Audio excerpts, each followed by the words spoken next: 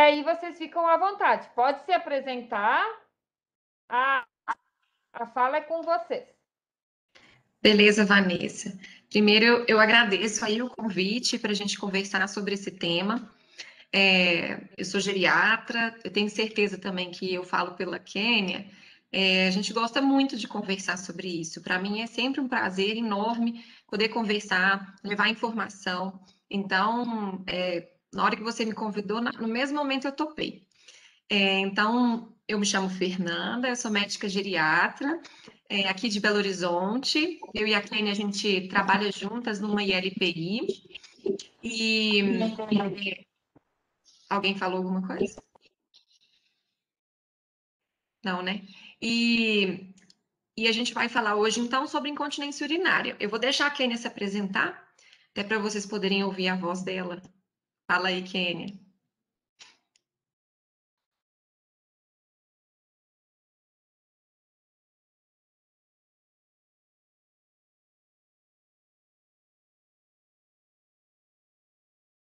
Vocês estão ouvindo a Kênia? Que eu acho que eu não estou, não.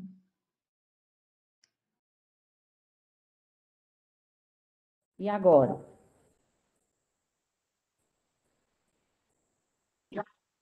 Aí, agora sim. Pode falar de novo, porque a gente não ouviu nada.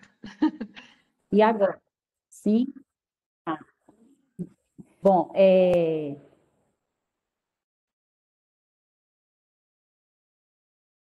sou enfermeira, né? Com pós em gerontologia na PUC em Belo Horizonte e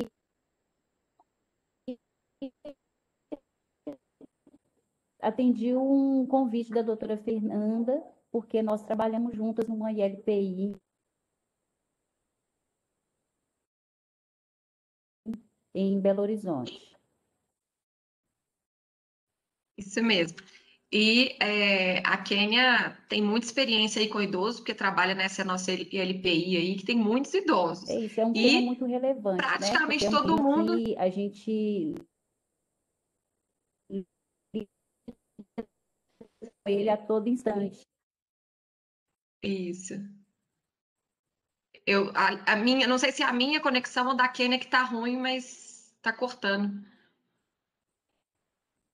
Pra mim é da Quênia, tá cortando um pouquinho assim. Pois é. Mas acho que é isso que a Kênia quis dizer, assim. Pelo menos, né, nas ILPIs a gente sabe que a incidência de incontinência urinária é muito grande, né? Por isso do motivo do convite também. Vanessa, você compartilha então, por favor, o que eu te mandei?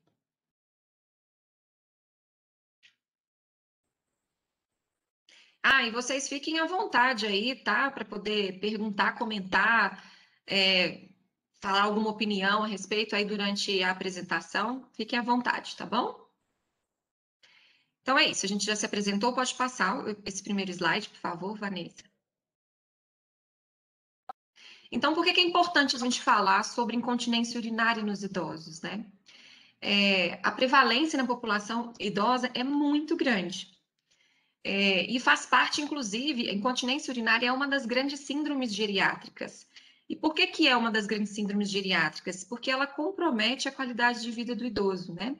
A gente sabe que aumenta o risco de quedas, por exemplo, às vezes o idoso já tem uma dificuldade de andar e ele tem uma incontinência urinária de urgência, então na hora que dá vontade de fazer xixi, ele sai correndo para o banheiro e isso coloca ele num risco de cair e, consequentemente, de fraturar, né?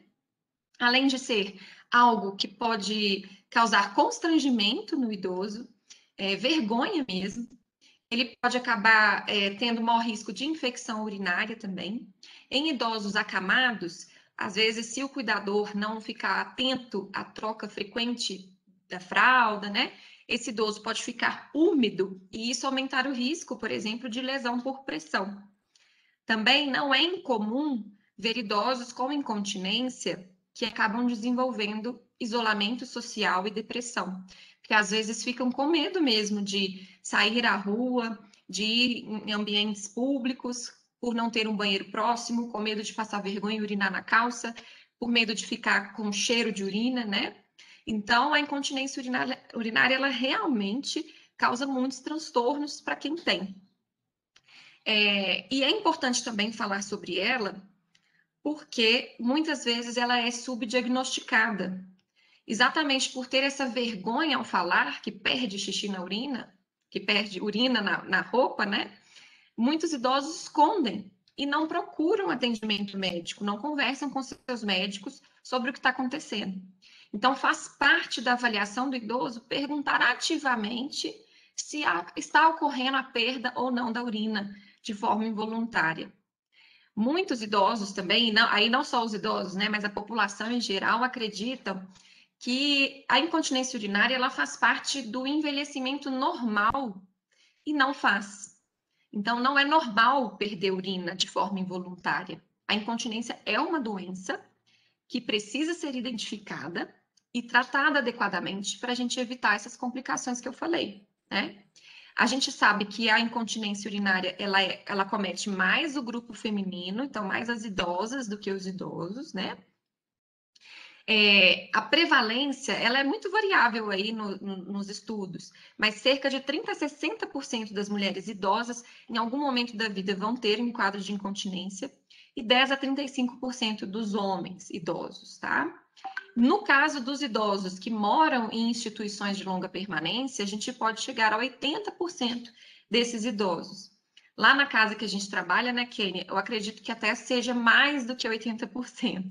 É realmente muito prevalente. Inclusive, a incontinência urinária é uma causa de institucionalização.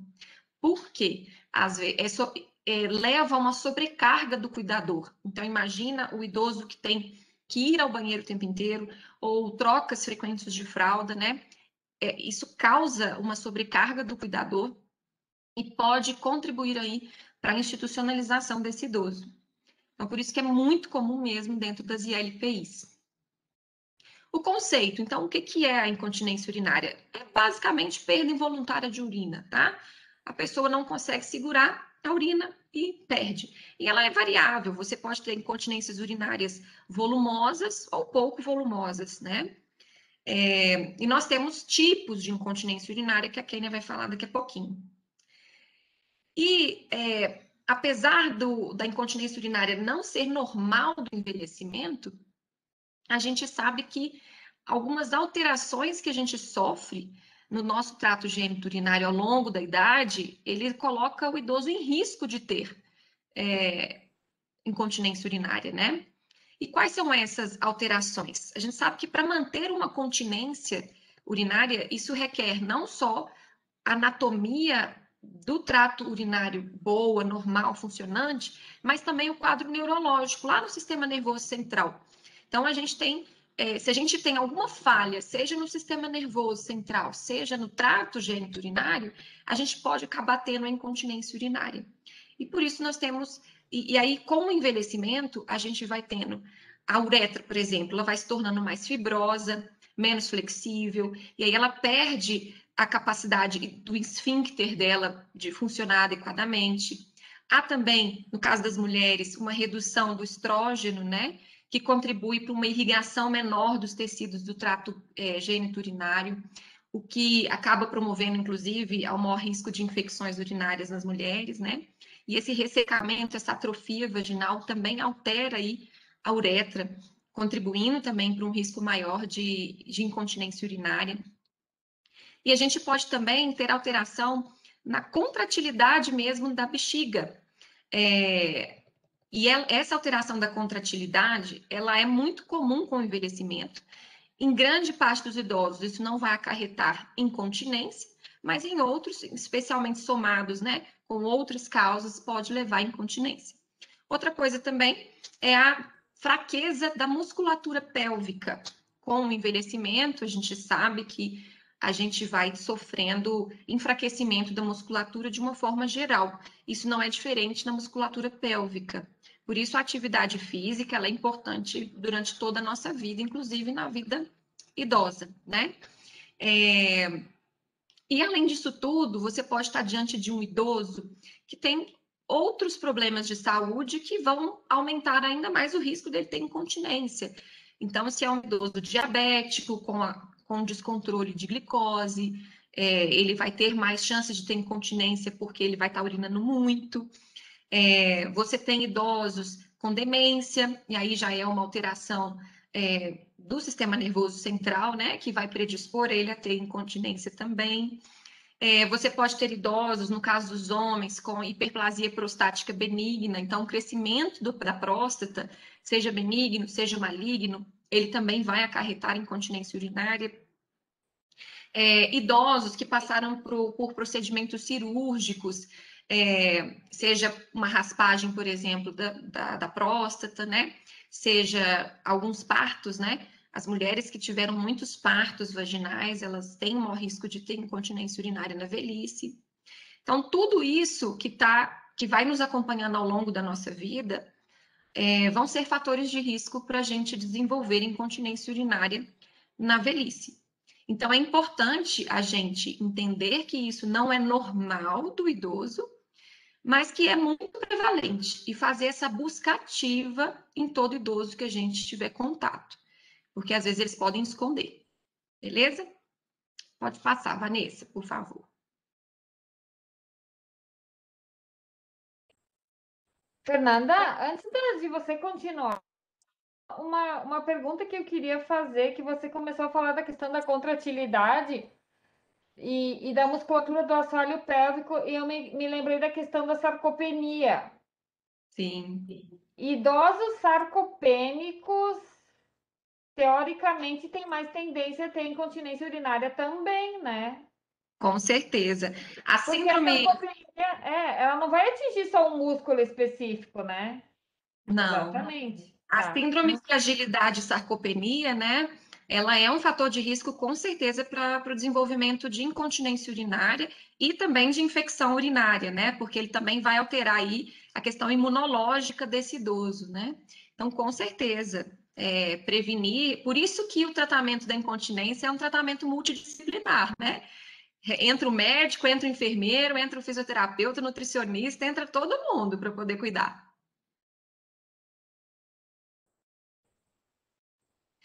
Pode falar aí, Kênia, a classificação.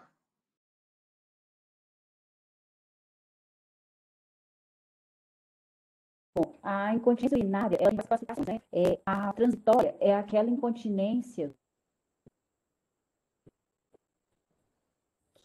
que acontece, ela é irreversível, né? Acontece quando tem uma presença do sintoma em menos de 6 semanas,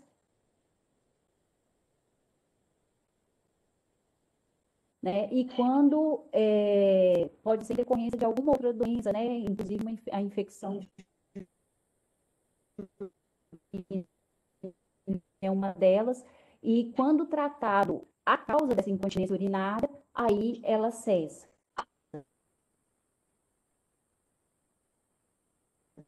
né? Temos a incontinência urinária de esforço ou de estresse, que é quando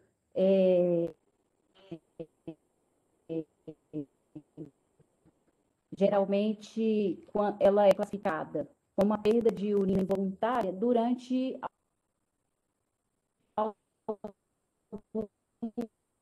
uma ação que a pessoa, o indivíduo vai fazer. Vai tossir, ou sorrir, ou vai levantar, vai fazer, segurar algum peso, fazer alguma atividade física, né?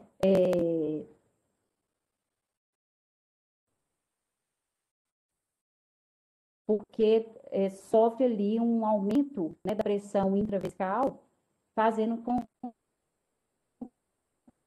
que solte incontinência urinária por transbordamento, ocorre uma retenção urinária,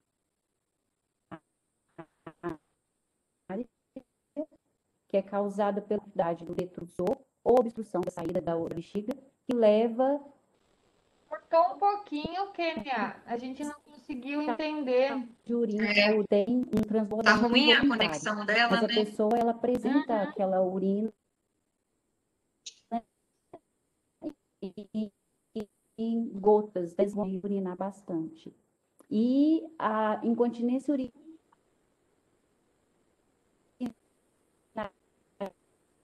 mista, ela tem... Kênia, experimenta fechar sua câmera e ficar só com o microfone para a gente ver se melhora a conexão.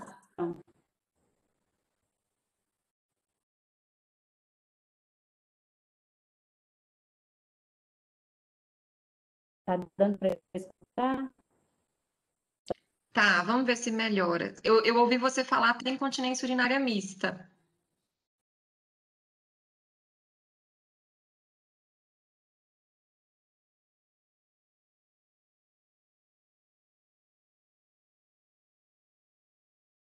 Tá muito ruim. Sim, do áudio.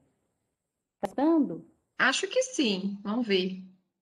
Continua falando aí. Tô ouvindo. Você tá falando?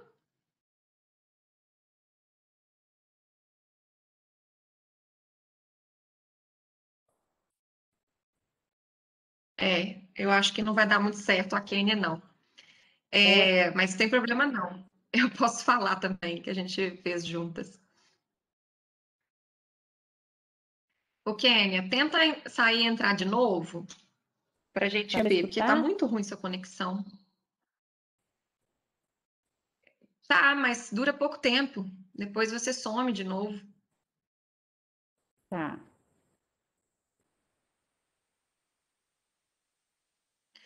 Bem, mas então, assim, eu vou falar de novo, só porque eu acho que ficou muito picado, né, Vanessa? Só para a gente poder entender. Então, a gente tem vários tipos de incontinência urinária. É importante classificar o tipo de incontinência urinária, porque isso vai impactar no tratamento. Cada tipo de incontinência tem um tratamento diferente. Então, é considerada uma incontinência urinária transitória aquela que dura menos de 6 semanas, tá? E geralmente, por que ela é transitória, na verdade? Porque a gente consegue identificar o motivo, por que a pessoa está com incontinência, trata-se esse motivo e a pessoa fica bem. Resolve, tá bom? Então, ela pode ter causa, por exemplo, igual a Kênia falou, de infecção urinária. Então, uma mulher que está com incontinência, com infecção urinária, ela pode vivenciar um período transitório de incontinência, tratou a infecção, ela melhorou. Pode, por exemplo, num quadro de delírio, que é aquela confusão mental aguda do idoso, naquele momento ele pode perder urina, ele tinha continência antes, mas durante aquele período de confusão ele ficou incontinente de forma transitória. Resolvido, ele volta a ter o hábito urinário normal. Pode ser, por exemplo, um quadro de uso de medicamentos. Então, às vezes é um idoso que está com incontinência porque está usando um diurético. Você suspende a medicação e ele consegue ter a continência de volta. Pode ser também um caso que em instituição de longa permanência, que por ter muitos pacientes acamados, né, pode acontecer impactação fecal. Então, às vezes o idoso está ali com fecaloma, com fezes mesmo, presas no intestino, e isso está ali empurrando de forma mecânica a bexiga ou irritando a bexiga, e ele começa a ter uma incontinência que ele não tinha antes. Pode ser também distúrbios psíquicos, por exemplo, depressão. Às vezes o idoso ele está com incontinência porque ele não tem estímulo, ânimo nem de ir ao banheiro. Ele começa a perder xixi na roupa porque ele não quer ir ao banheiro mesmo, só quer ficar deitado, completamente desestimulado. E a imobilidade. Então, se é um idoso, por exemplo, às vezes que fez uma cirurgia de fêmur, então durante um período ele ficou imóvel, incapaz de chegar ao banheiro, né? Ele pode ter aí uma incontinência urinária transitória, tá? A incontinência urinária de esforço ou de estresse é aquela incontinência que ocorre, aquela perda de urina que ocorre quando a gente aumenta a pressão intraabdominal, seja carregando um peso, fazendo uma atividade física, seja tossindo, espirrando, dando gargalhada, e a pessoa experimenta então a perda de urina. Essa perda de urina pode ser variável, desde pequena quantidade até uma quantidade bem volumosa de urina, e é a causa de incontinência urinária mais comum em mulheres jovens. Nos idosos, a gente tem a prevalência maior da incontinência urinária de urgência, tá? Então, a incontinência urinária de urgência é aquela que a gente mais clássica que a gente vê nos idosos, que quando dá vontade no banheiro, tem que correr para o banheiro, senão acaba fazendo xixi na roupa. Essa incontinência urinária está relacionada com a contração involuntária mesmo do músculo detrusor, de repente acontece essa contração na fase de enchimento da bexiga e o idoso não consegue segurar e acaba urinando. É o mais comum aí nos idosos. A gente tem fatores de risco aí para ter incontinência urinária A Kênia voltou? Não, ainda não. Deixa eu ver só aqui rapidinho, porque ela tá me mandando mensagem. Deixa eu só ver aqui, um minutinho. Não, não é ela que está mandando mensagem, não. Bem, vou seguindo, tá? Então, a gente tem fatores de risco aí para incontinência urinária de urgência, por exemplo, que eu esqueci de falar, só voltando ali. Obesidade é um fator de risco, né? Pessoas que já tiveram alguma cirurgia aí no trato urinário ou no trato genital, tá?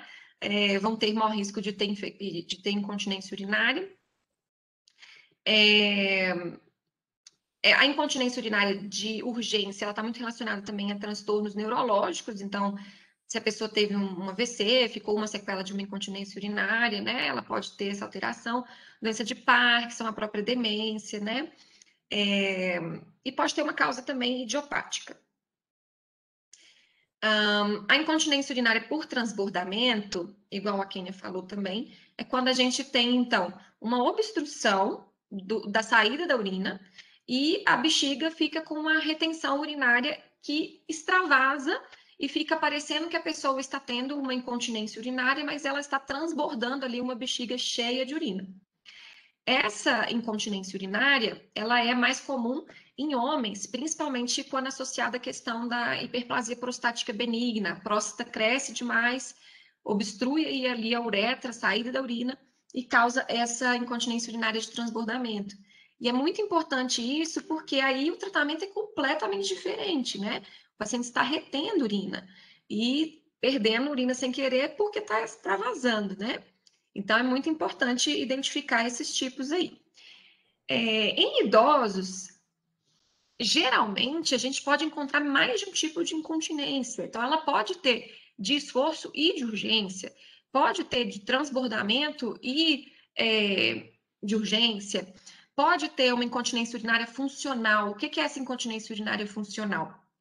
Ela é um pouco controversa, porque ela diz o seguinte: o conceito dela é um idoso que não tem nenhuma alteração no sistema nervoso, nem no sistema do trato geniturinário, que predisponha ele a ter a incontinência, e por uma simples questão de mobilidade, dele não conseguir ir ao banheiro, ele acaba urinando na roupa, tá?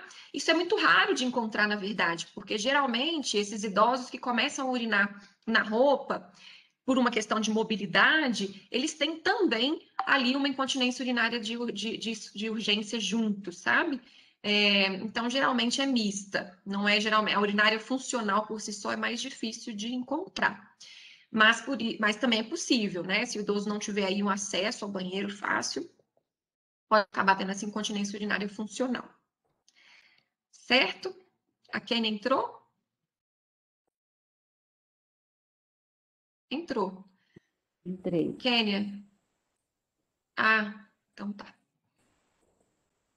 Quer falar mais alguma coisa aqui, Kênia, ou a gente pode seguir? Pode seguir, já completou. Pode seguir. Acho que agora seu áudio está melhor, viu? Acho que agora melhorou. Vamos ver. Pode passar, Vanessa, por favor.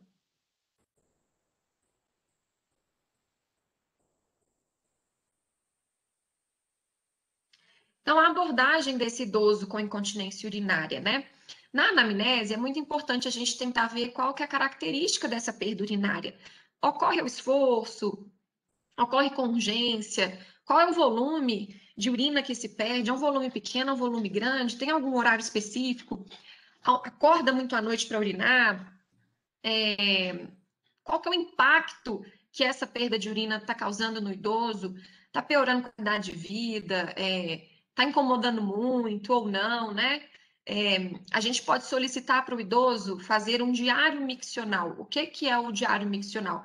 Durante um dia inteiro, ele vai anotar num caderninho, numa folha, todas as vezes que ele foi ao banheiro, como é que estava o volume da urina, né? Se ele teve episódio de urgência, se ele teve algum episódio de perda durante o dia, ele vai colocar lá que horas, quanto que, mais ou menos o volume que foi, né? Anotar também a quantidade de líquido que ele ingeriu, tá? E se em alguma micção ele teve dor, se ele teve sangue, se ele teve algum desconforto. Esse diário miccional ajuda muito a gente a entender como que é aquele perfil de incontinência urinária. Às vezes, quando o idoso chega no consultório e ele não prestou atenção no seu hábito urinário, ele não consegue dar tantas informações. Então, é importante, às vezes, a gente orientar esse diário miccional e, no retorno, a gente avaliar melhor esses detalhes aí do hábito urinário dele. Fernanda, Oi, pode falar. aproveitando, eu vou fazer outra pergunta. Agora vamos trazer para a realidade, né? Pensando no idoso acamado, Sim. que tem cuidador que faz uso de fralda. Como é que poderia se ver isso, se é que tem alguma forma de medir isso? Aí, no caso do idoso que já é acamado, e que ele tem uma incontinência já estabelecida há muito tempo, né? É mais difícil essa abordagem, porque até mesmo para a gente reverter essa incontinência urinária, vai ser muito difícil. Mais para frente a gente vai falar sobre o tratamento. Muitas vezes o tratamento ele é mais maléfico do que benéfico. Então, se já é um idoso acamado, que usa fralda, que vamos dizer assim, a realidade dele já está adaptada desta forma, fazer um diário miccional para a gente não instituir nenhum tratamento específico, aí não é necessário, entendeu? Aí as orientações vão ser outras, orientações de cuidado com as trocas, né? Enfim, que nós vamos falar um pouquinho mais para frente. Aí os objetivos são bem diferentes mesmo. Aqui, o diário miccional, ele é muito importante para o idoso que ainda é funcional, que está começando uma incontinência urinária leve aí, que está incomodando ele, e que a gente vai tentar, né, fazer com que isso não evolua, né? Mas realmente o idoso acamado, já com incontinência super bem estabelecida em uso de fralda, e esse diário miccional aqui não teria muito motivo, não, tá? Então, no exame físico, outra coisa na anamnese que a gente sempre tem que perguntar é sobre cirurgias que esse idoso já fez. Então, se já fez alguma cirurgia pélvica de prolapso, né? Às vezes é uma mulher que tinha um prolapso uterino que te retirou, um homem com uma hiperplasia prostática que fez uma raspagem da próstata, né? Algum idoso que sofreu radioterapia na região pélvica. Essas coisas, essas informações são extremamente importantes, né? Da gente entender. E no exame físico, o ideal, tá? Vou dizer o ideal, não é necessariamente o que é feito na realidade, né? Mas o ideal é um exame físico realmente completo, que a gente avalie a parte neurológica, buscando, por exemplo, se ele tem algum sinal de neuropatia. Existe, por exemplo, a incontinência urinária da neuropatia do diabético. Então, ele provavelmente vai ter outros sinais de neuropatia no exame físico. Então, é importante essa avaliação. Às vezes é um idoso que teve um AVC. Então, ele tem uma alteração neurológica, né? Uma diminuição de força de membro e tal. E uma das consequências desse AVC foi também a incontinência urinária, né? Especialmente em idosos acamados e idosos com demência, cuja informação não é tão confiável, a gente deve promover o toque retal. No toque retal, a gente vai avaliar primeiro a presença de fecaloma, igual eu expliquei. Existe a possibilidade desse idoso estar com incontinência urinária por impactação fecal. Segundo, a gente tenta, né, avaliar a dimensão da próstata, porque uma das causas de incontinência pode ser uma próstata aumentada, né? E a presença de alguma massa também, que às vezes tem alguma massa ali, que não é fezes, que não é próstata, mas que está também causando, levando a isso. E o exame pélvico, ele também é interessante, não precisa ser um exame, se puder ir a um ginecologista, né? Por exemplo, a mulher ir a uma ginecologista para fazer uma avaliação mais pormenores, ótimo, mas não precisa ser tão assim. Às vezes, só de você abrir a vulva ali, você consegue ver um prolapso do útero, um prolapso da bexiga, e aí o seu raciocínio em relação àquela incontinência já vai andando. Muitas vezes, se é um paciente acamado, né? O próprio cuidador fala, ele tem um prolapso, porque é visível, na troca de fralda a gente já vê, né? E também a avaliação da atrofia genital, que está relacionada, no caso das mulheres, né, com a redução do hormônio estrógeno aí no envelhecimento, leva a essa atrofia genital, que também acaba ajudando aí para ter incontinência urinária e também infecção urinária de repetição. Exames complementares. Toda vez que você estiver diante de um idoso que venha para você com uma queixa de uma incontinência urinária que iniciou agora, é diferente, ele não tinha e agora ele tem, a gente deve pedir um exame de urina, porque a incontinência urinária ela pode ser um sinal de infecção urinária. Ou então é um idoso, uma idosa, que tem incontinência urinária já, mas ela relata para você que mudou, que piorou. Ela antes tinha uma incontinência que ela conseguia controlar um pouquinho, e agora o trem está desandando muito. Peça um exame de urina, porque ela pode sim estar com uma infecção urinária. Então, o exame de urina seria para esses casos. Novamente, aquele idoso que já tem aquela incontinência urinária estabelecida, usa fralda, acamado, para a gente pensar em infecção, nós vamos usar outros sintomas, nós vamos falar isso mais para frente. Mas aí não tem por que fazer um exame de urina, né? A gente já sabe que aquilo ali já está bem estabelecido lá. Exame importante também, especialmente em homens, né? Pela aquela questão da incontinência urinária de transbordamento, às vezes é importante fazer um ultrassom, que é um exame super simples, não invasivo, que vai conseguir detectar se ele está retendo urina. Um volume residual de urina após a micção de mais de 200 ml configura uma retenção urinária. E a gente já tem que ficar de olho, instituir medidas para que ele esvazie essa bexiga.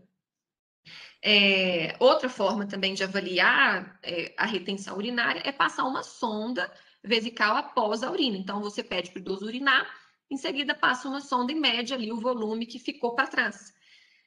Mas essa já é uma forma um pouquinho mais invasiva, né? Mas que em idosos, por exemplo, acamados, com dificuldade de se locomoverem, para ir num lugar para fazer ultrassom, às vezes você pode fazer isso com o enfermeiro ali e já tira a dúvida se está tendo retenção urinária. Essa incontinência urinária de transbordamento, no geral, não é uma incontinência urinária tão volumosa assim, tá? Então, isso também ajuda a gente a diferenciar.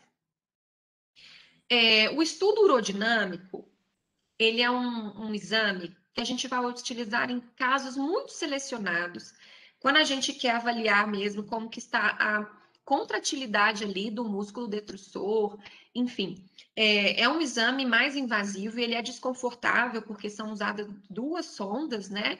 É um exame que, por exemplo, a gente tem que esterilizar a urina, não pode ter a presença de bactéria na urina para poder fazer esse exame. Então, é um exame um pouco mais delicado que a gente vai utilizar em casos, por exemplo, de idosos funcionais, né? Que não responderam ao tratamento proposto da incontinência, enfim.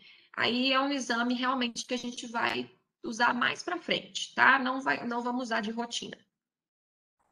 E outros exames podem ser necessários. Então, por exemplo, às vezes, se você está suspeitando que essa incontinência urinária seja secundária a uma glicose descontrolada, então você vai dosar a glicose desse paciente. Então, talvez outros exames serão necessários, tá? Bem, e fatores de risco, então, para incontinência urinária, eu já citei alguns, né? A obesidade, o envelhecimento em si é um fator de risco, né?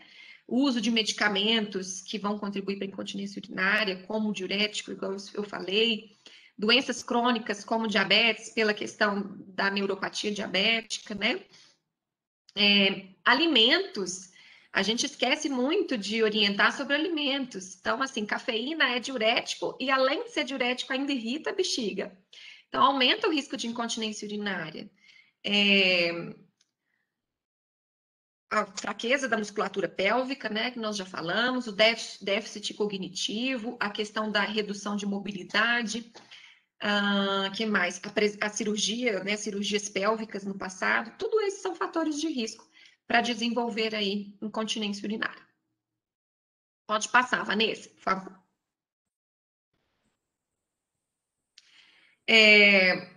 Aí tem um esquema. Oi? Alguém falou alguma coisa, pessoal? Queiram fazer uma pergunta sobre o microfone daí? Eu coloquei no chat, tá? Então, esse daqui é um esquema bem legal de uma forma de abordagem do paciente com incontinência. Então, passo número 1, revisar os objetivos do tratamento juntamente com as preferências do paciente, considerando o impacto desse sintoma na qualidade de vida desse idoso. Às vezes é um idoso que tem uma incontinência, mas ele vive muito bem com ela, está muito bem adaptado. Então, assim, a gente não precisa ser tão intensivo assim no tratamento, né? Identificar e tratar os fatores de risco que são modificáveis Então, por exemplo, se é uma medicação que ele está tomando que está contribuindo, a gente vai trocar a medicação. Se é um paciente que está com aumento do peso, a gente vai tentar reduzir o peso, né? Fraqueza do assoalho pélvico, a gente vai fortalecer esse assoalho pélvico, né? Então, é um fecaloma, nós vamos esvaziar o fecaloma.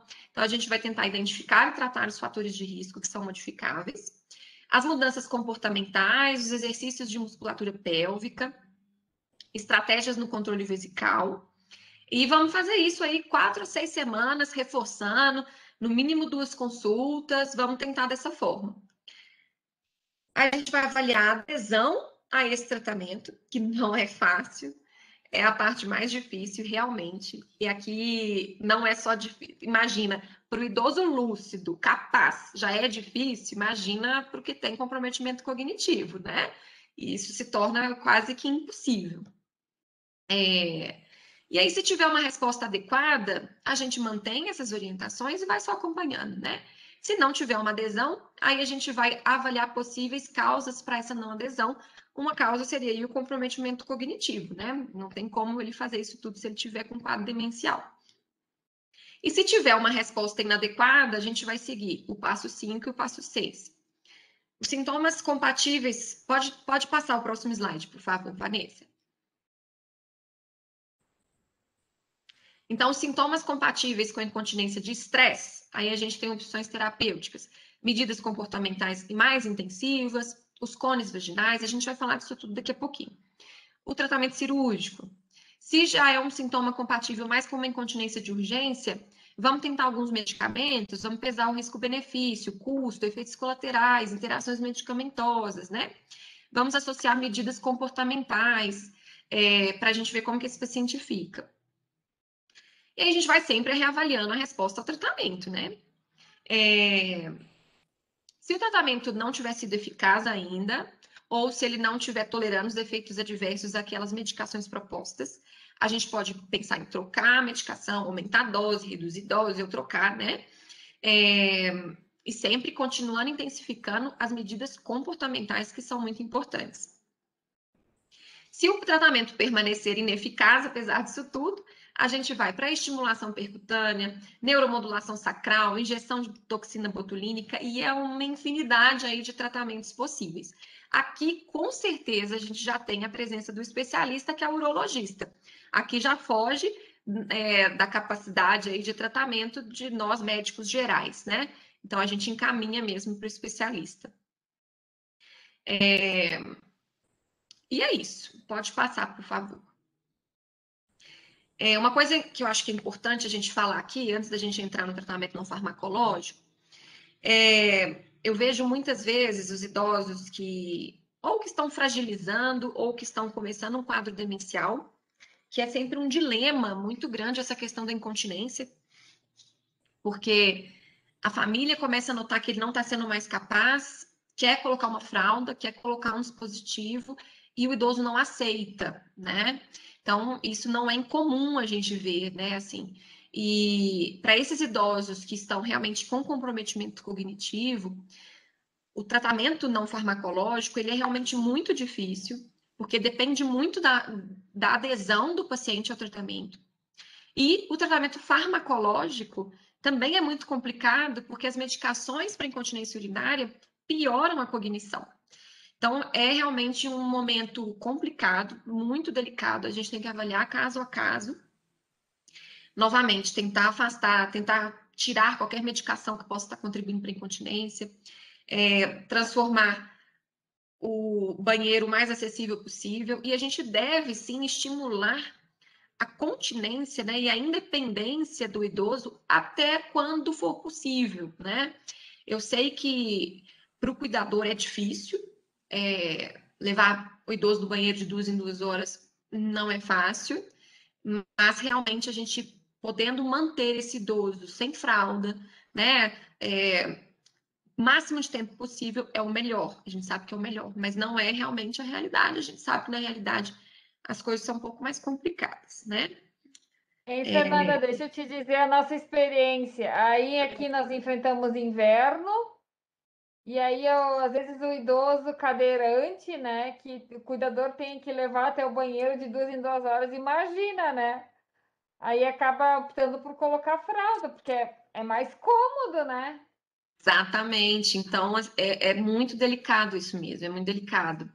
E se o idoso tem ainda lucidez, é um momento de muito sofrimento, né? Porque realmente você parar de urinar no vaso sanitário não é fácil, não, né? Então, vamos falar aí do tratamento não farmacológico. Pode falar aí, Kênia, vamos ver como é que tá seu áudio.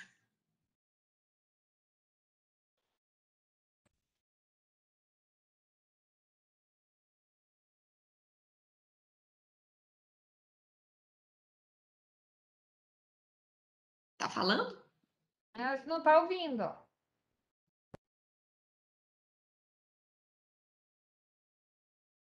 Ai, que pena, gente, que o áudio dela tá muito ruim.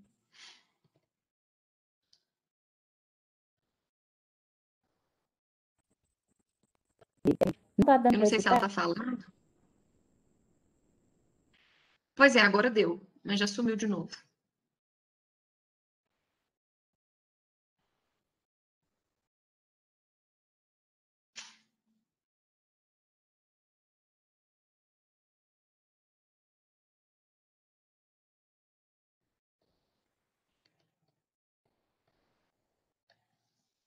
Ah, que pena. Não estamos te ouvindo, Kênia. Não está escutando? Eu só escuto quando você pergunta se a gente não tá escutando. Ai, meu Deus. Vai falando, vai Melhorou? falando. Vamos ver se a gente vai te ouvir. Tá. Vai É, falando, vai falando. o tratamento não farmacológico, né, ele inclui mudanças no estilo de vida. Então, nós, enquanto profissionais da área da saúde, é importante a gente fazer com que o paciente ele tenha uma adaptação daquele mudança de estilo de vida, que ele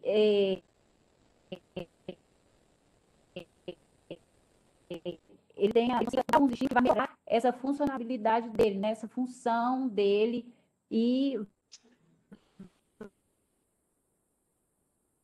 a melhorar diante da atividade de vida que ele vai ter, para ter uma melhoria mesmo, para que ele tenha um bem-estar emocional, um bem-estar social, para que ele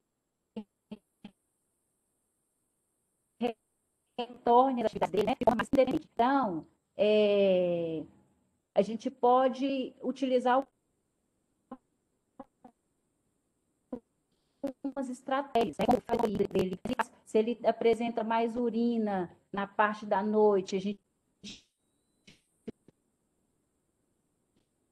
controlar essa interação dele, que vai tomar aquela, ingerir líquidos, né?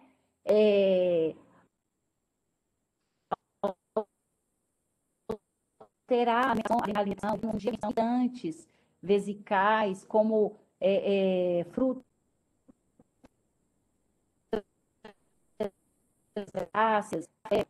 porque a gente está pensando aqui, a gente está falando um idoso institucionalizado, ele não toma refrigerante, mas um idoso que é independente, ele faz uso dessas coisas, né? Precisa colocar ele naquele tratamento, chamar ele para que ele tenha uma maior né? Que ele tenha alguns atos vai melhorar na incontinência urinária, né? Musculatura pélvica, a gente pode solicitar uma avaliação, né, para que faça exercício da musculatura, né, para fortalecer,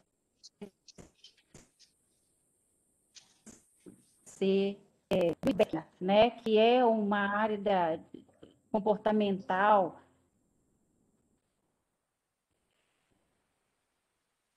vai dar alguns sonhos, o próprio o próprio indivíduo, ele tem esse controle, né? Pode completar, doutor. Tá.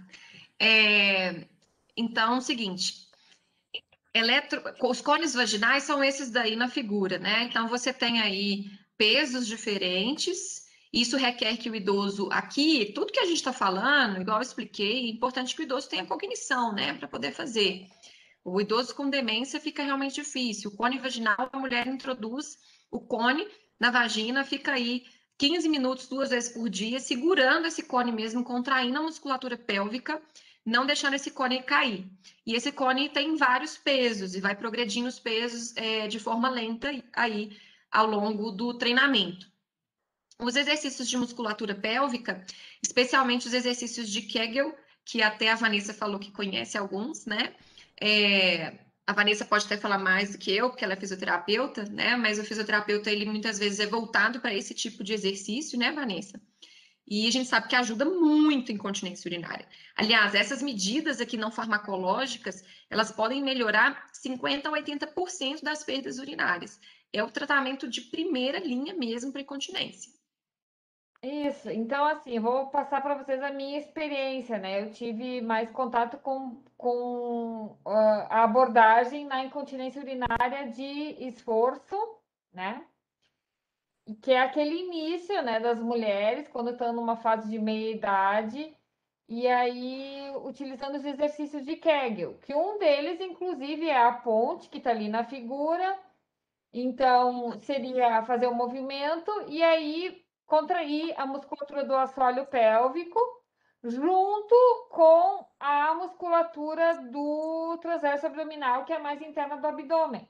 Porque fazendo essa compressão na parte interna do abdômen, ela ajuda a ativar a musculatura do assoalho pélvico também. Isso é um dos princípios do Pilates, inclusive, né? No Pilates se trabalha com a contração do core, que seria da parte central ali do nosso corpo, que é a parte abdominal, a parte da lombar, né? Proteger ali e contrair, estabilizar a lombar e o assoalho pélvico junto, né? Então, assim, tem bastante resultado com essas encontros, né? E aí, geralmente, tem esse exercício a questão de, por exemplo, ir no banheiro e segurar o jato do xixi, aí segurar um pouco, soltar, controlar, sabe? Criar essa consciência corporal sobre os receptores nessa musculatura. É isso que esse é o primeiro princípio, assim, tem que desenvolver a consciência corporal, né, dos receptores desses músculos.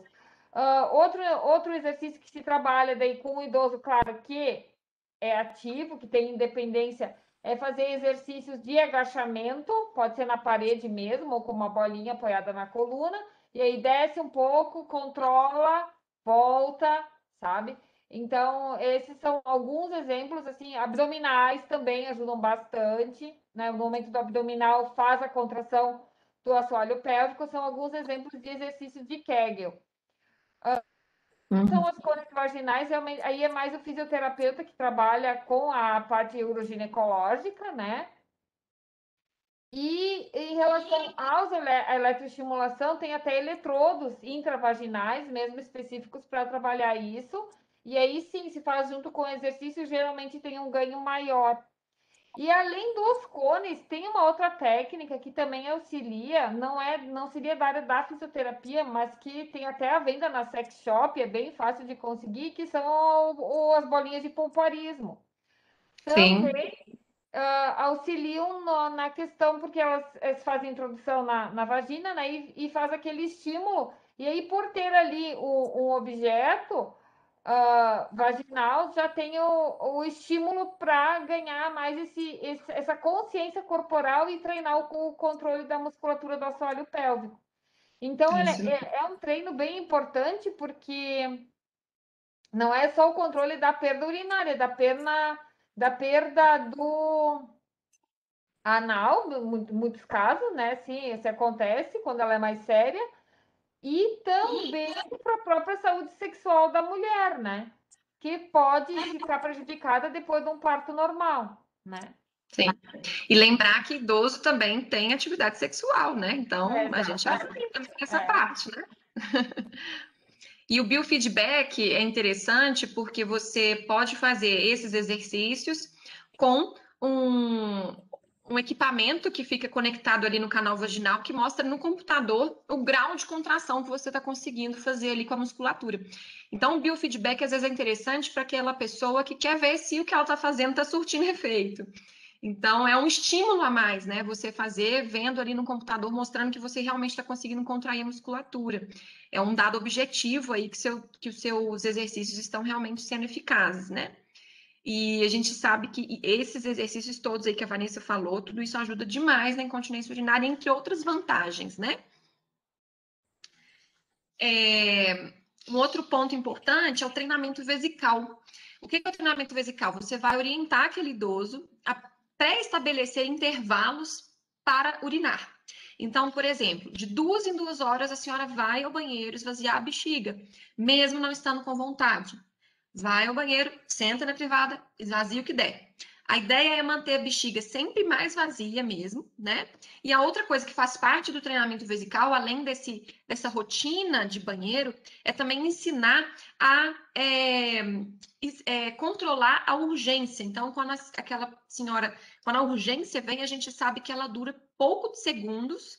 E se você distrair a atenção, ou se você fizer uma respiração profunda, se você se concentrar, você consegue segurar.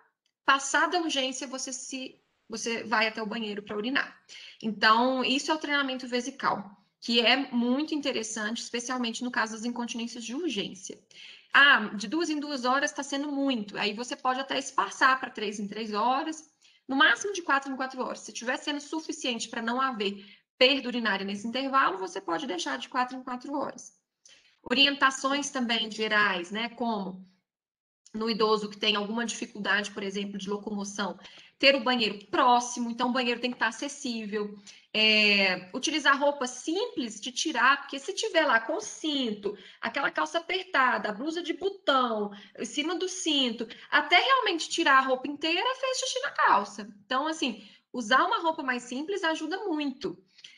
O acesso ao banheiro fácil, então, por exemplo, à noite, né, que às vezes vai ficar difícil de ir no banheiro, você pode deixar um marreco, um pinico ao alcance do idoso, né? Se o idoso levantar à noite para ir ao banheiro, não esqueça da luz sentinela, né? Deixar uma luzinha ali no corredor acesa para que ele consiga enxergar o caminho até o banheiro, evitando quedas noturnas, isso também é muito importante, né?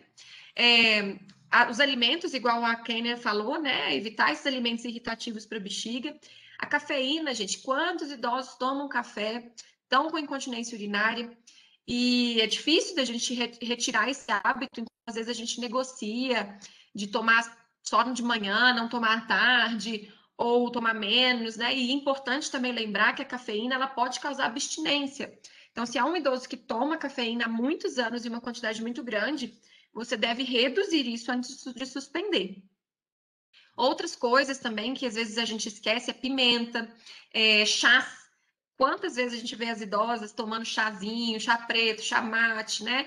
E tá aí com a incontinência urinária. Eles também vão acabar piorando essa situação. Refrigerante, bebida com gás, tá? E até chocolate. Então, assim, várias coisas que são boas, infelizmente, vão piorar a incontinência urinária. E faz parte da, né, a gente, como equipe de saúde, orientar essas coisas para os idosos. Para poder reduzir um pouquinho a noctúria, né? Ficar acordando à noite o tempo inteiro. A incontinência urinária à noite, ela prejudica o sono, né? A gente pode orientar o idoso a não beber tanto líquido antes de dormir. Então, até umas 5 horas da tarde, beber lá 1,5 litro de líquido, mas depois das 5, beber água só para tomar remédio. Para realmente ficar com a bexiga mais vazia no período noturno, para acordar menos, né? Então, essas orientações também são muito, muito importantes. Fernanda, outra pergunta, mas até como dúvida minha e também como geriatra. Assim, ó, o que eu noto em alguns idosos? a questão da necessidade de urinar em função da medicação que o idoso ingere, principalmente diuréticos, tá? Nós temos uma incidência bem grande de hipertensão nos idosos, né? Infelizmente. Assim, óbvio que, conforme é o horário que o idoso vai tomar a medicação, né, vai ter mais necessidade de urinar em certos períodos do dia. Mas, assim, por exemplo, geralmente se toma de manhã, né? E aí, por exemplo, eu te digo isso pelo meu pai, assim, ele comenta que ele tem que ir 2 ou 3 vezes no banheiro de manhã, porque ele toma a medicação de manhã, né? Isso é esperado, é assim mesmo, e tem alguma uma mudança farmacológica no idoso que é possível fazer, considerando que ele depende dessa medicação? Olha, com certeza, porque na verdade o diurético não é a primeira linha de tratamento para hipertensão no idoso, tá? Então, às vezes a gente pode substituir esse diurético por uma outra medicação antihipertensiva que não seja diurética. Então, isso é a primeira coisa que a gente tem que olhar. Agora, existem situações que ele vai precisar tomar mesmo. Às vezes, por uma hipertensão de difícil controle, que foi necessário realmente acrescentar o diurético, ou um paciente com uma insuficiência cardíaca mais grave, que vai precisar do diurético, e aí a gente pode orientar essas medidas de treinamento vesical, ir ao banheiro mesmo, né? Mas sempre, sempre, sempre se questionar se realmente é necessária essa medicação. O diurético, além de aumentar a incontinência urinária, aumenta o risco de desidratação no idoso, aumenta o risco de queda de pressão quando o idoso fica em pé, que é a hipotensão ortostática, né? Aumenta o risco de distúrbios hidroeletrolíticos, queda de sódio, distúrbio do potássio. Então, é uma medicação que a gente deve usar com muita cautela em casos realmente selecionados aí nos idosos, viu? E, se for necessário, né, usar, aí a gente vai orientar tudo isso, treinamento vesical, tomar de manhã, né, e tudo mais. Tem hora que não dá para escapar do diurético, né, infelizmente. Bem, pode passar, por favor. Vamos ver, Kênia, continua aí, vamos ver como é que está seu áudio.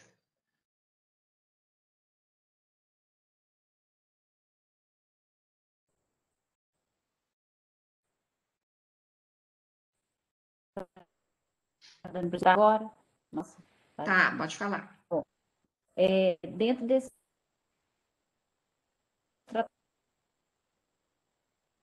tratamento pode ser o idoso que não esteja mesmo, não tem controle mesmo vesical, não consegue ir, sentido das piores da urina, né, na roupa, que causa um desconforto muito grande. Né? Tem alguns solventes higiênicos, tem a fralda tipo calcita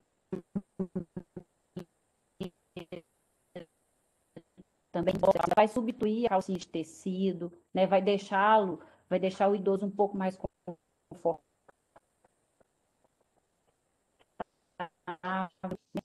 Não tem como, né?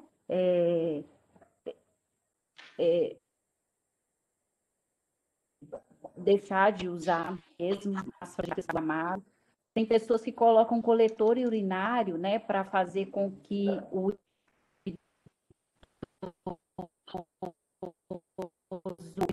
né, a urina caia num coletor, é mais usado para a gente ter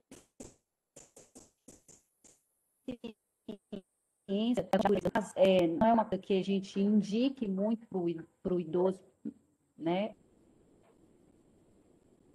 por causa do risco de lesionar, tá? Sonda vesical, na verdade, quando precisa mesmo coletar uma urina para fazer exame, né? Ou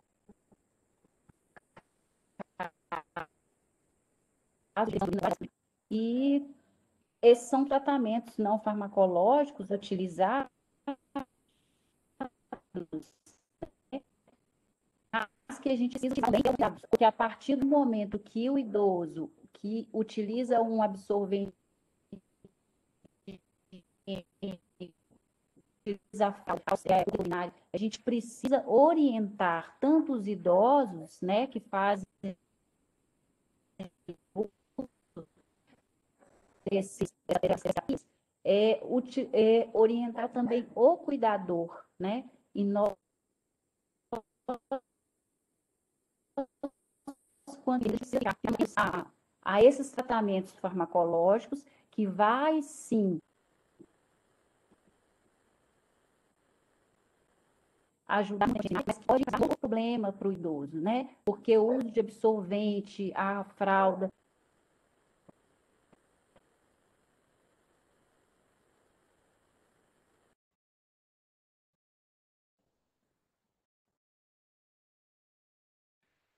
Ixi, Agora perdeu mesmo.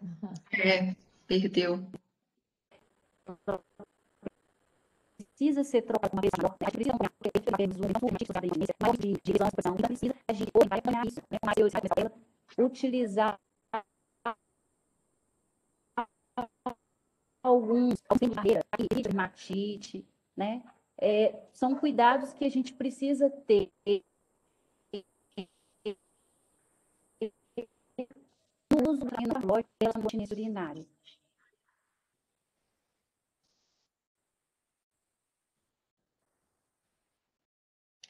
Eu acho interessante dessa questão dos dispositivos, porque muitas vezes quando a gente usa a fralda calcinha, o idoso aceita mais, né, do que aquela fralda. Quando é uma incontinência leve, esses absorventes higiênicos, às vezes, eles são suficientes. Alguns idosos utilizam os absorventes só quando vão para a rua, porque sabem que vão ter uma dificuldade maior de acesso ao banheiro, né?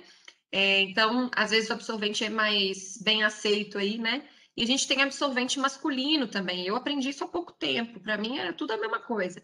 Mas tem o masculino, que tem ali uma anatomia própria mesmo para genitália masculina, para ficar mais confortável. E a gente tem vários tipos de fralda também, né? E aí tem qualidade de fralda também, né? Tem qualidades boas que aguentam bastante volume de urina, outras que não, que vazam muito.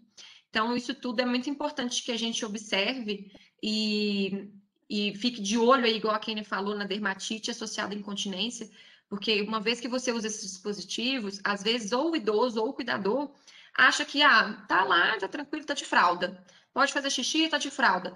E esquece que tem que trocar mesmo. Urinou, tem que trocar. Fez cocô, tem que trocar, né? Não pode ficar com aquilo ali úmido, senão isso vai dar problema, né? Então, requer sim um cuidado todo especial se estiver usando esses dispositivos aí.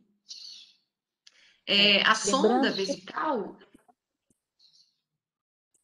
Pode falar, Kenny. Lembrando que esse tratamento não farmacológico, né, a gente precisa avaliar a real necessidade desse idoso, porque ele tem que ir ao banheiro, né? Ele tem sim a incontinência urinária, mas ele mesmo ele consegue ir ao banheiro, né? Sem que seja necessário fazer uso, por exemplo, de um calcinho de uma fralda. Mas acha que ele tem aquela incontinência e fica muito,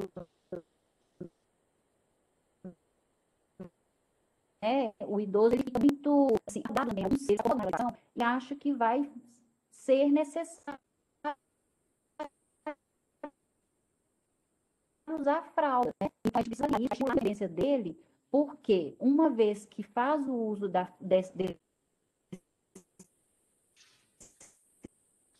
dispositivos, né? Esses dispositivos, assim, por um lado, mas podem causar problemas por outro lado.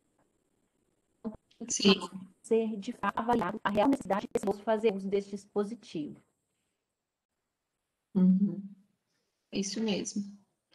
E o coletor urinário, né? Esse aqui eu fico achando que é o que estou apresentando, né? É esse daqui que tem uma espécie de preservativo na ponta, que pode ser utilizado no caso dos homens, né? Que é uma opção aí para os idosos, às vezes, que não querem utilizar fralda, ou então, por exemplo, idoso que tem lesão por pressão na região sacral, que às vezes a questão da urina ficar entrando em contato com aquela ferida pode ser pior, né? Então, pode piorar, dificultar a cicatrização. Então, a gente pode usar o coletor para desviar essa urina para fora mesmo ali e não ficar entrando em contato com essa lesão sacral, por exemplo, né? Então, ele tem as suas utilidades, mas realmente a gente tem que ter cautela, porque ele pode aumentar o risco de infecção urinária, especialmente se você não tiver o manuseio adequado dele, né? Então, ele deve ser trocado todos os dias, você deve fazer a higiene do pênis, né? Não pode ser um coletor que esteja apertando o pênis, né? Ele tem que estar mais folgadinho, senão com risco de lesionar aí a genitália do homem, né? Então, tem tudo isso aí, tem um arsenal bem grande. O custo médio de um coletor desses, tem ideia? Você Não. sabe que é? Eu não sei. Não, também não sei. Não sei. Não é caro, não. Geralmente, ele deve... Eu não sei quanto tá o custo do coletor, mas ele não deve estar que a fralda, não. Uhum. Beleza, pode passar para a gente, por favor.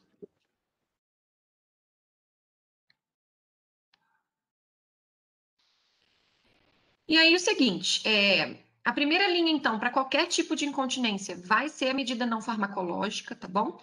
Isso é importante que a gente entenda. São medidas eficazes, que não têm efeitos colaterais, que não têm contraindicação, né? Então, realmente, a gente vai tentar muito bater nessa tecla com os nossos idosos, com os nossos cuidadores, tá bom? Mas, ok, vamos dizer que não deu certo e nós vamos tentar aí medicamentos. A gente usa, no caso, principalmente da incontinência urinária de urgência, os antimuscarínicos. E a gente tem uma série, um arsenal de medicações, a oxibutinina. Todos eles têm em comum os efeitos colaterais anticolinérgicos, então da boca seca, prisão de ventre.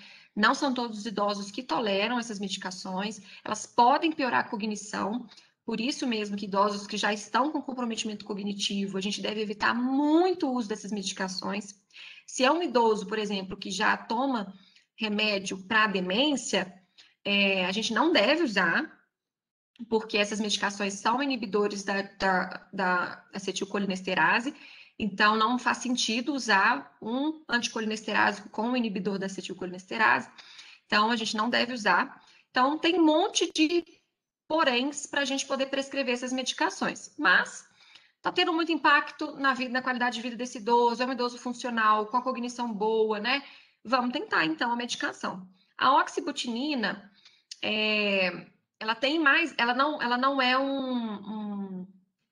ela não é seletiva da região da bexiga, né? Então ela tem mais efeitos colaterais. A solifenacina, ela é mais bem tolerada aí pelos idosos, tá?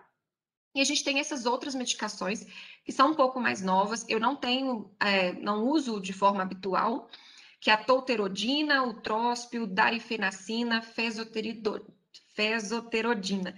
Eu vou falar os nomes comerciais, que talvez vocês reconheçam pelos nomes comerciais, mas sem nenhum viés aqui, tá? A oxibutinina é o Retemic, muita gente conhece o Retemic, ele é bem famoso aí, já bem antigo. A solifenacina é o Vesicare ou Imperi, tá? Tolterodina é o Detrusitol, parece que está em falta aí no mercado, é uma medicação da Pfizer, ela há um tempo aí estava em falta, não sei se já voltou. O tróspio é o Spasmex da Aspen, não conheço, nunca utilizei, mas parece ser uma opção interessante para casos refratários. Parece ser uma medicação que atravessa menos a barreira hematoencefálica, então com menos efeitos cognitivos, então pode ser que seja interessante. A darifenacina é o Fenazic, também já bem conhecido aí, que é bem tolerada também pelos idosos com poucos efeitos colaterais. E a fesoterodina, esse eu não sei qual que é, não lembro agora, tá? Mas não conheço também, nunca utilizei, mas ele tem bastante efeito colateral de boca seca e dor de cabeça, tá? Os agonistas dos beta-adrenoreceptores, a gente tem aí o exemplo da mirabegrona, tá? A gente pode usar tanto na incontinência urinária de urgência quanto na bexiga hiperativa, tá bom? Só que a gente também tem limitações, não pode ser utilizado no idoso com doença renal crônica e no idoso com doença hepática. Também causa constipação, boca seca, náusea, então nem todos os idosos vão tolerar essa medicação. Às vezes a gente tem que associar um antimuscarínico com um agonista dos beta-adrenoreceptores.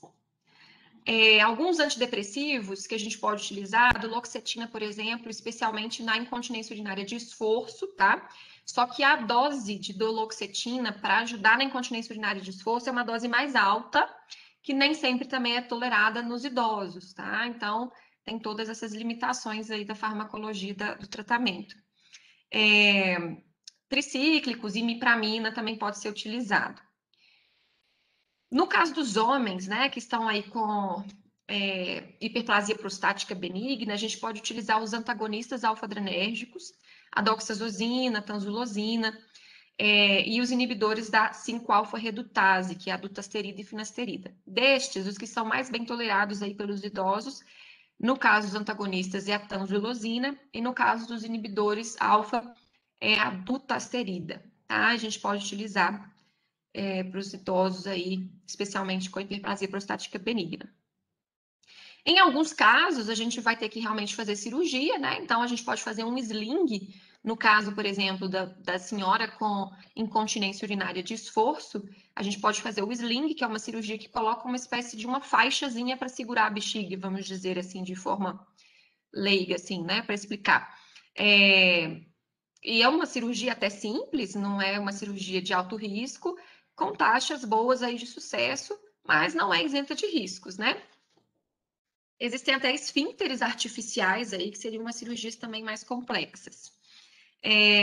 Existe a possibilidade ainda da introdução de toxina botulínica para realmente tentar minimizar aquela hiperatividade do detrusor. Então, também tem essa opção. E as peculiaridades dos idosos com comprometimento cognitivo é aquilo que eu falei, né? Sobre os inibidores da acetilcolinesterase, né? Que é o donepezila, por exemplo, que muitos usam. Eles podem tanto piorar a incontinência urinária do idoso, quanto serem aí uma barreira para o uso dessas outras medicações, por não serem compatíveis mesmo a utilização dessas medicações em conjunto, tá? Lembrar sempre no idoso já com comprometimento cognitivo, que eu falei anteriormente, exame físico completo, toque retal, palpar o abdômen, ver se não tem bexigoma. Às vezes ele tá com retenção urinária, né? E no exame físico a gente consegue ver se tem a presença de bexigoma. Ou impactação fecal, né? E lembrar também que os idosos com comprometimento cognitivo, especialmente os que já estão num estágio moderado ou avançado, qualquer intervenção cirúrgica deve ser muito bem pesada, né? Se a gente vai fazer mesmo, qual o benefício? Porque a gente sabe que as intervenções cirúrgicas, elas podem causar declínio funcional e cognitivo nesses pacientes. Então, o paciente realmente com comprometimento cognitivo, o tratamento é mais complexo mesmo, porque a não farmacológica não é difícil, a farmacológica também é difícil, então a gente realmente fica com um grande desafio em mãos. E aí, né, 80%, não sei a porcentagem, dos idosos que são moradores de LPIs, né, a maior parte deles tem comprometimento cognitivo, né. Muito bem, pode passar, eu vou dar uma aceleradinha aqui, só que a gente já ultrapassou bastante o nosso horário. Só para finalizar, para a gente fechar aqui, é importante quando a gente fala de incontinência urinária, a gente sempre lembrar da infecção do trato urinário, tá? Eu gosto muito de conversar sobre isso, porque, especialmente em LPIs, a gente vê muito uso indiscriminado de antibióticos, tá? Alteração de cor, de cheiro da urina, não necessariamente configura infecção urinária. Isso a gente tem que conversar muito mesmo, para a gente evitar o uso desnecessários de antibióticos. Então, por que é importante falar sobre isso? Infecção urinária também é muito frequente na população idosa, inclusive é a infecção mais prevalente na população idosa. Cerca de 40% de todas as mulheres vão vivenciar infecção urinária em algum momento da sua vida. Também é uma condição que acomete mais as mulheres do que os homens, né? O seu risco aumenta com a idade, até pela relação da diminuição dos mecanismos de defesa do trato urinário. É uma causa de importante mortalidade e morbidade em idosos, né? E nas ILPIs é a infecção mais comum também que a gente vai ter aí, né? E a gente tem fatores de risco, que são fatores de risco individuais, do indivíduo mesmo, e da instituição, no caso das ILPIs. Em relação ao indivíduo, quais seriam os fatores de risco? A idade mais avançada, a presença de comorbidades, o diabético também tem maior chance de fazer infecção urinária, né? Pacientes com AVC prévio, que ficaram com alguma incontinência, também vão ter maior risco. O déficit cognitivo, aqueles pacientes que precisam sofrer manipulação do trato geniturinário por sondagem vesical intermitente, pacientes que usam sonda vesical de demora, né? Inclusive, esses pacientes que usam sondagem vesical de demora, em 30 dias, 100% deles vai ter presença de bactéria ali. E aí, nós vamos conversar a diferença da bacteriúria assintomática da infecção urinária. Em relação aos fatores de risco institucionais, a gente deve lembrar que infecção urinária é muito prevalente em instituições de longa permanência, e os fatores de risco para isso é que a gente tem uma convivência muito grande ali de idosos, né? Então, a gente aumenta muito a transmissão de pessoa a pessoa, né? E, às vezes, a gente sabe que a realidade é essa, existem instituições que não prezam tanto para a limpeza, para a higiene adequada. Então, isso também vai acarretar um número maior de infecções urinárias na instituição. Bem, então, o que é a bacteriúria assintomática? É a presença de bactéria na urina sem sintomas. Essa bacteriúria assintomática, ela, igual eu falei, em pacientes que usam sonda, 100% deles vão ter, depois de 30 dias de sonda. Ela não faz mal para o idoso, tá? Ela não aumentou mortalidade, não aumentou morbidade. Então, o objetivo do tratamento da infecção urinária é controlar o sintoma da infecção urinária, não é esterilizar a urina. É isso que a gente tem que ter em mente. Então, antigamente, a gente até fazia exame de urina, de urocultura, depois do tratamento da infecção urinária, para ver se realmente tinha esterilizado aquela urina.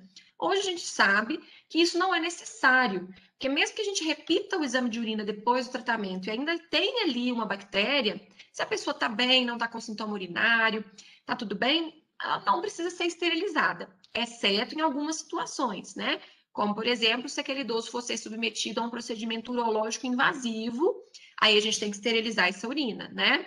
No caso das grávidas também, que não é nossa população, a gente também não pode ter bacteriúria assintomática. Fora isso, deixa aquela bactériazinha ali em paz. Isso é melhor, tá? Do que tentar tratar com risco de aumentar a resistência bacteriana. Especialmente em ambiente de LPI, que a gente sabe que exatamente por termos muitos idosos vivendo ali em comunidade, já existe uma taxa maior de presença de germes resistentes, como se fosse um hospital, né? Do que na população da comunidade, por exemplo. Então, se a gente ficar tratando bacteriúria assintomática, a nossa população da ILPI vai ter uma resistência bacteriana importante dentro de pouco tempo. Então, é muito importante a gente entender que se o paciente não tem sintomas, nós não vamos tratar aquela bactéria. Então, o que seriam sintomas de infecção urinária? O que é realmente, então, a infecção urinária?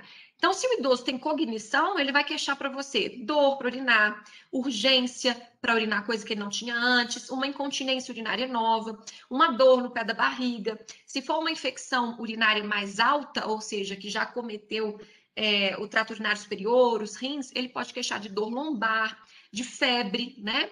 Então, esses são sintomas que vão fazer a gente pensar em infecção urinária. No caso do idoso que não tem cognição preservada, a gente vai notar uma prostração, uma redução do apetite, delírio. Então, ele pode ficar, às vezes, muito agitado ou muito prostrado, né? Em alguns casos, pode ter febre, né? E aí, nesses casos, todos esses, a gente vai fazer o exame sumário de urina, exame de urina rotina, cada estado chama de um jeito, né? Para a gente avaliar como que está a urina desse paciente. Nesse exame de urina, a gente vai identificar a presença de piúria, que é a presença de leucócitos na urina. A gente pode ver nitrito positivo ou não. O fato de não ter nitrito positivo não exclui a possibilidade de uma infecção urinária. E a gente também vai ver se já tem no GRAM a presença de alguma bactéria curada pelo GRAM. A cultura da urina, ela não é necessária em 100% dos casos, tá? Se é um idoso da comunidade que não costuma ter tanta infecção urinária, tem sintomas muito claros de infecção urinária, você pode tratar essa infecção sem precisar solicitar uma cultura. Mas no caso dos idosos institucionalizados, é recomendável que se faça por essa questão da chance de ter uma bactéria mais resistente, até para a gente entender a flora de bactérias que está circulando ali naquela casa, naquela instituição. Então, nesses casos, eu sempre oriento solicitar, sim, a urocultura. Se é um idoso que tem muitas infecções urinárias, ele está estável, sem nenhum critério de gravidade, não tem sinal de sepse, né? Não tem uma infecção generalizada, a gente pode aguardar essa cultura ficar pronta com 3, 4 dias para saber exatamente qual que é o germe e qual o antibiótico mais adequado para aquele paciente. A gente pode aguardar. Seria o ideal, vamos dizer assim, porque aí a gente evita ficar dando antibiótico e tendo que trocar depois porque era uma bactéria mais resistente. Mas se é um idoso que está mal, né, com sinais de uma infecção alta, pegando, né, uma pielonefrite, um idoso está tendo um comprometimento mais importante, sinais de infecção generalizada, né? Esse caso não, a gente entra com o antibiótico e aguarda a cultura depois. Se necessário, a gente muda o antibiótico em segundo momento. Lembrar, então, nos pacientes institucionalizados que desenvolvem sepse urinária, a gente tem que, inclusive, entrar com um antibiótico de um espectro um pouco maior do que a gente entraria de um idoso que vem com uma sepse urinária da comunidade, porque a chance de ele ter um germe resistente é maior, tá? Qual é o antibiótico? Não tem um antibiótico específico. A gente usa, no caso das cistites, a cistite é a infecção da bexiga, a pielonefrite é a infecção do trato geniturinário alto, né, quando acomete os rins.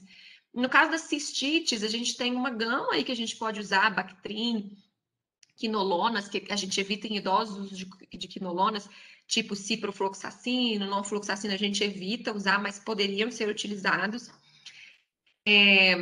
Amoxicilina com clavulanato, fosfomicina, que hoje é uma medicação muito interessante, porque ela é dose única, ela tem uma cobertura muito boa, inclusive para KPC, que é uma bactéria mais resistente.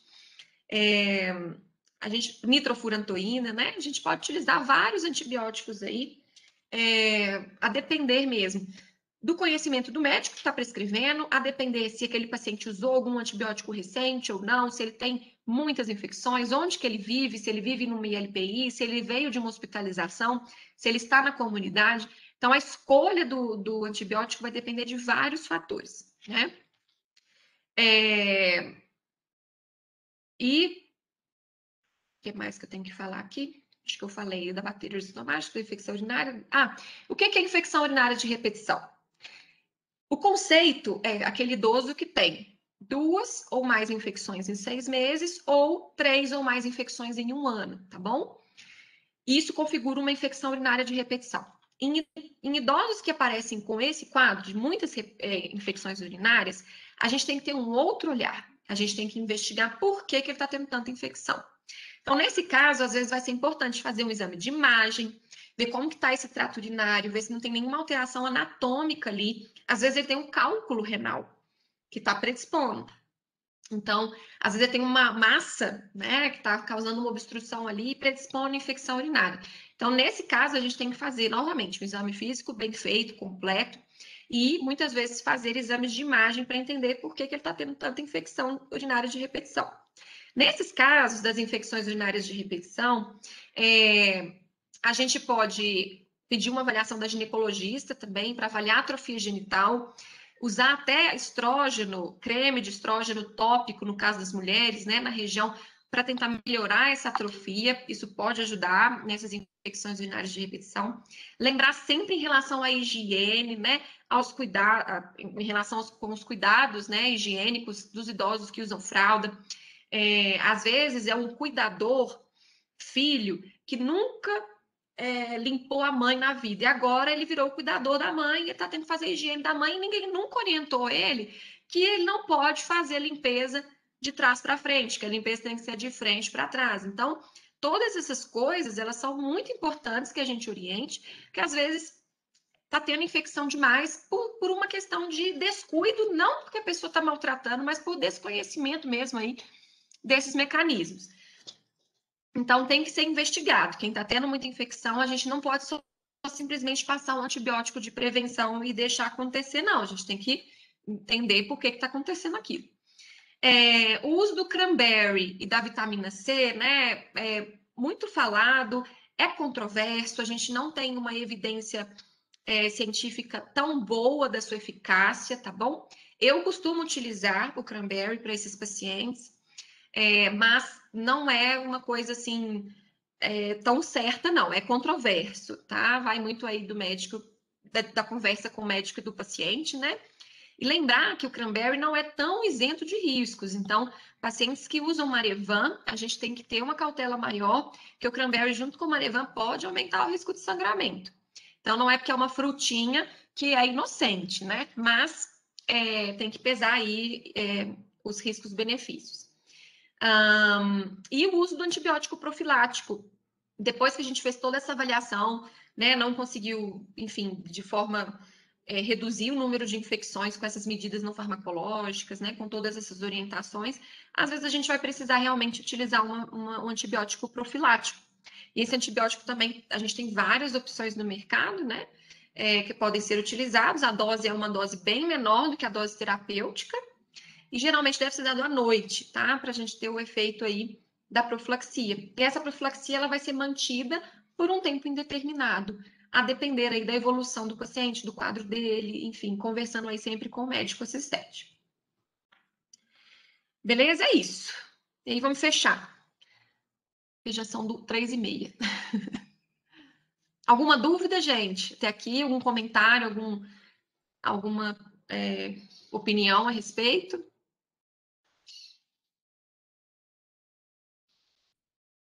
Então tá bom. Então, olha só para a gente finalizar, quais são as mensagens finais, então, dessa conversa nossa aqui? A incontinência urinária, ela não faz parte do envelhecimento normal. Por favor, frisem muito essa tecla com os pacientes de vocês, com os familiares de vocês. Ela deve ser investigada e tratada, tá bom? Por tudo aquilo que a gente falou, de todos os riscos, de todos os problemas que ela acarreta, né? O tratamento de primeira linha é o não farmacológico, tá? Como tantas coisas na nossa vida, mudar o estilo de vida, medidas não farmacológicas têm mais efeito do que muito remédio. E os remédios, eles realmente têm efeitos colaterais e são difíceis de serem utilizados, especialmente na população idosa, tá bom? Por isso que eu coloquei isso. Cuidados ao administrar essas medicações, tá? A incontinência urinária aumenta o risco de infecção urinária de repetição. A alteração da cor e do cheiro da urina não configura infecção urinária. Primeiro, pense que esse idoso não está bebendo água direito, tá? Então, aumenta o aporte hídrico desse idoso. Diferenciar bacteriúria assintomática de infecção urinária, para a gente fazer o uso racional de antibióticos, tá? Então, acho que essas são as mensagens importantes aí de tudo que a gente falou. Pode passar aí. É só um slide de agradecimento, os nossos contatos, tá? Estou à disposição. Quem quiser fazer mais alguma pergunta, mandar alguma dúvida, algum comentário, quiser saber mais, estou à disposição. Fernanda, o agradecimento é nosso. Deixa eu parar aqui. Fernanda e Kênia, né? Deixa eu parar de compartilhar. Pois é, foi uma pena que a Kênia teve esse problema aí com o áudio, porque tinha muito mais coisa para ela poder falar, né, Kênia? Mas acontece, né? Esses problemas tecnológicos. Gente, já são 15h37, eu só vou mais abrir para pergunta. Se alguém quiser fazer alguma pergunta, aproveitem. Se não, eu agradeço muito que vocês disponibilizaram o tempo de vocês. E para a gente é muito importante, né? Para o pessoal que está em contato dia a dia com os idosos, é bem importante. E assim, é um tema muito recorrente, né? É do dia a dia, né? É da rotina. Gente, alguém quer perguntar alguma coisa? Algum comentário?